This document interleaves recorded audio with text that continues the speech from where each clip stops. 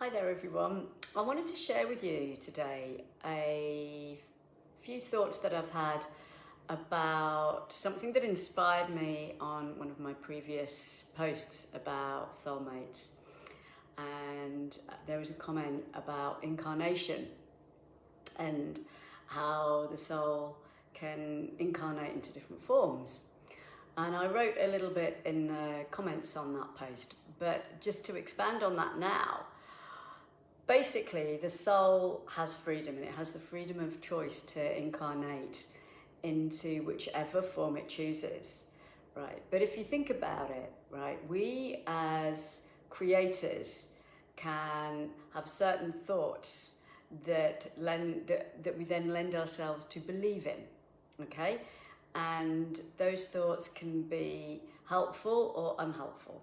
Those beliefs can be something that we want to cling onto, or that we actually want to get away from. But we've invested a lot of energy in them. They're kind of dense, if you like. They can be. Unless they're inspirational and, you know, they come from a place of expanded awareness, those kind of thoughts can be elevating and take you into higher states of consciousness. But the ones that are denser can be the kind of ones that you want to get away from. So what we often do is forget about them and move on.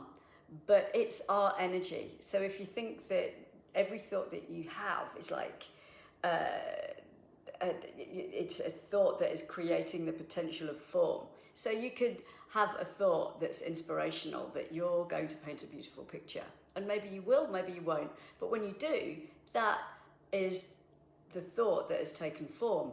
And sometimes it takes form as you're painting it, or like an instrument as you're playing it, okay? Or you can have an idea and decide you're going to build a table, and then that thought takes form. The same thing happens with our beliefs. They can start to take form. And when that happens, if they're dense and we move on from them and we forget about them, but we kind of like drag them along like a ball and chain, that's our energy. We've created that.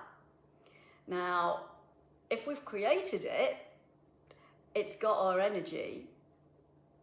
We can either transform it into something that supports us now and into our future, or leave it behind.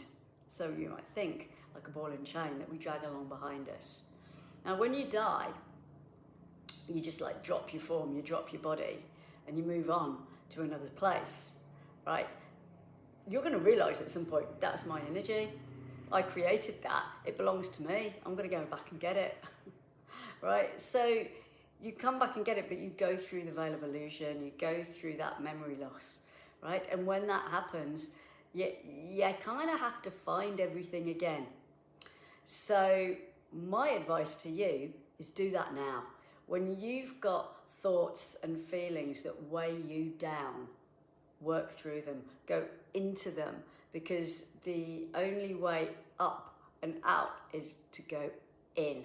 Clear up your energy and bring all of that energy back to you. This is where soul retrieval comes from in the shamanic realms, okay?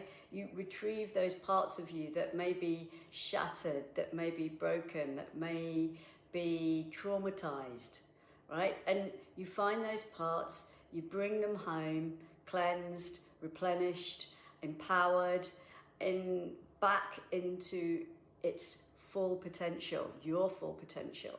And then you become empowered and you become connected.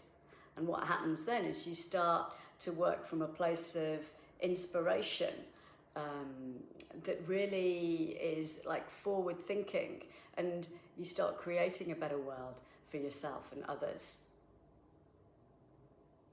Really, it's a matter of frequency. And if you're wondering about where you go next, right, after this life, you'll go to where you're matched. So what your frequency naturally matches to is where you'll go. So if you want a better life, you've got to start creating it now. And it's an inside job. So I hope that makes sense. And if you want more information on that, please like, follow, message me. I also have trainings in this kind of work that you can find, and also there is a retreat that's coming up next year, which I'll speak more about. But any questions on this, please feel free to contact me. All right, so I send you lots and lots of love, and if you want my help, you know I'm here for you. Ciao for now.